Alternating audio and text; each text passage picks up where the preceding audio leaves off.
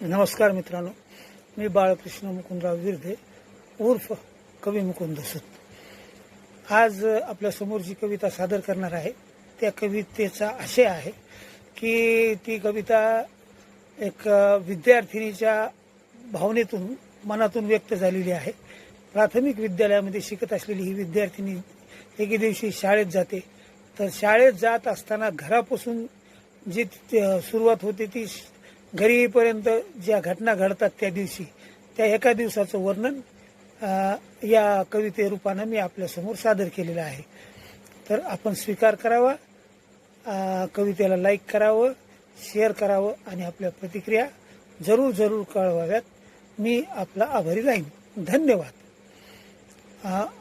या माझ्या कवितेचं शीर्षक आहे शाळा आज अर्धी। शाळा आज अर्धी। सकाळी लवकर उठले ती विद्यार्थिनी बोलते। त्या विद्यार्थिनीच्या मनात जे झालं ते होतं ते तिनं व्यक्त करते आपल्याला या कवितेच्या माध्यमातून। सकाळी उठले, डब्बा भरला, पुस्तक वही दप्तरात भरली। सकाळी उठले, डब्बा भरला, पुस्तक वही दप्तरात घेतली, पेनाचा कंपास मात्र घरीच विसरले। पेनाचा कंपास मात्र घरीच विसरले आणि तशीच शाळेत आले। पुढे काय घडलं? सेवकाने हळू घंटा वाजवली। सेवकाने आज घंटा कशी वाजविली? सेवकाने घंटा हळू वाजवली।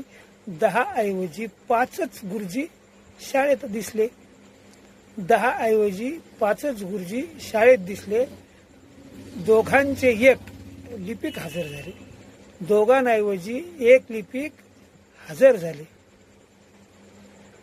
आता हे सगळं घडत असताना प्रत्येक तास शाळेमधले 5 तास असतात किंवा कोण्या शाळेत 7 तास असतात। आता इथं जे तास व्हायलेत किंवा होणार आहेत त्या संदर्भामध्ये तिला जे काही अनुभव आला त्या दिवशी तर तिने वर्णन केले। गणिताचे अंक डोक्यावरून गेले। गणिताच्या विषयाचे अंक डोक्यावरून गेले। इतिहासाच्या तासात अर्धे शाळकरी झोपले। गणिताचे अंक डोक्यावरून गेले। इतिहासाच्या तासात अर्धे शाळकरी झोपले। इंग्रजी शिक्षक तास संपताना वर्गात आले। आता हे झालं 3 तासाचं वर्णन। 4थ्या तासात काय झालं ते अगदी म्हणजे या पावसाळी मोसमाच्या निमित्तानं घडलेली घटना आहे। आता आज पावसाळा सुरू झालेला आहे आणि त्या निमित्तानंच मी हे शाळेचे जे घडलेली घटना तुम्हाला समोर सादर करतो आहे। 4थ्या तासात वरुण राजा उतरले।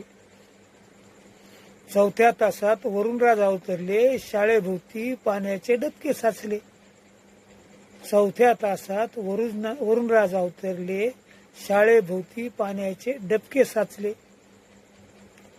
सर्वांसोबत मग काय, सर्वांसोबत भिजतच मी घरी पळाले। आता हे सगळं झाल्यावर ती मुलीवर घरी काय प्रसंग येतो त्याचं वर्णन तिनं सांगितलंय। आई बाबा रागवले, डोळे वटारले। आई बाबा रागवले, डोळे वटारले। घरी वेळेपूर्वी येण्याचे कारण विचारले। घरी वेळेपूर्वी येण्याचे कारण विचारले। मी तोऱ्यात खणखणीत उत्तर दिले।